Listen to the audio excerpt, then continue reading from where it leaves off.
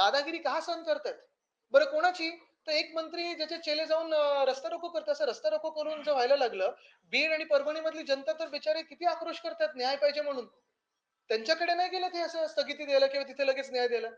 मग जे लोकं ज्यांच्या हावरटपणामुळे किंवा स्वार्थीपणामुळे रस्ता रोको करतात, लोकांना त्रास देतात, काही-काही पब्लिक प्रॉपर्टी जाळपोळ करतात, अशा मंत्र्यांना तुम्ही काढून टाकलं पाहिजे, की त्यांचा हट्ट ऐकून दादागिरी सहन करून तुम्ही स्थगिती दिली पाहिजे. आणि जर अशी भांडणं स्वार्थापोटी होत असतील, तर जनतेची कामं कधी होणार? जनतेची सेवा कधी करणार हे लोकं? आज आज कोर्टाने त्याच्यावर ताशाने ओढलेले आहेत. म्हणजे निवडणुकीच्या आधी हे एन्काउंटर राजकीय दृष्टी केलं होतं का?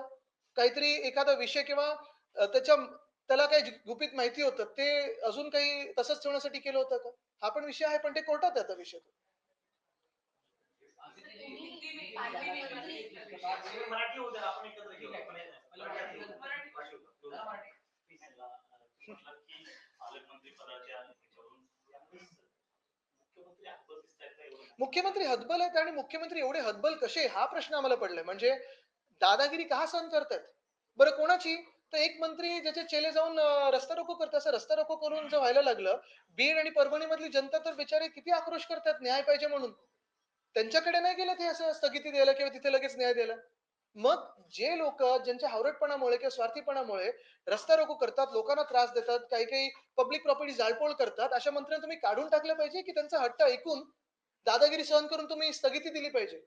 आणि जर अशी भांडणं स्वार्थापोटी होत असतील, तर जनतेची कामं कधी होणार? जनतेची सेवा कधी करणार हे लोकं? आज दुपारी मी शिवराव घेतली काय नेमकी चर्चा काय विधानसभा सदिच्छा भेट होती. पण निवडणूक हेच विषय महत्त्वाचे आहेत आणि ह्या विषयावर देखील चर्चा झाली. सर पालकमंत्र्यांचा विषय तुम्ही काढला. पहिल्यांदाच पाहायला मिळते की 3-3 सहपालक हो, मंत्री देखील निवडून गेलेले आहेत. सहपालकमंत्री आहेत आणि तुम्हाला सांगतो हे पालकमंत्री कोणाला नाही व्हायचं, त्या त्या जिल्ह्याचा ना मालक व्हायचंय. त्यांना मालकमंत्री व्हायचंय आणि म्हणून हे सगळी भांडणं चालली आहेत.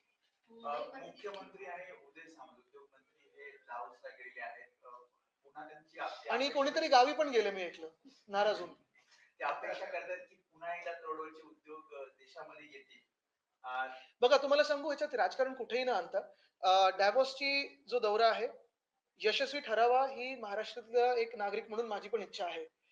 जी उधळपट्टी होत होती गेल्या 2 दौऱ्यांमध्ये म्हणजे जे मिंदेंचा दौरा होता, ती आम्ही तुमच्या समोर आणली. आपण पण पाहिली ती. म्हणजे ती काय आपल्या डोळ्यादेखत झालेली उधळपट्टी आहे. 24 तासात 40 कोटी, परत दुसऱ्या दौऱ्यात 40 कोटी. किती मोठा लवाजमा घेऊन गेलेले हे सगळ्यांना माहिती आहे. पण ह्या दौऱ्यातून काहीतरी चांगलं निघावं, अशी आमची पण अपेक्षा आहे. कारण शेवटी फायदा हा आपल्या राज्याचा झाला पाहिजे. पण गावी कोण गेलं नाराज होऊन ते जरा बघा आणि आज चंद्र दिसतोय की नाही जरा बघा. या दौऱ्याचा देखील खर्च तुम्ही काढणार आहे का? चांगलं काही निघालं नाही तर काढायला लागेल.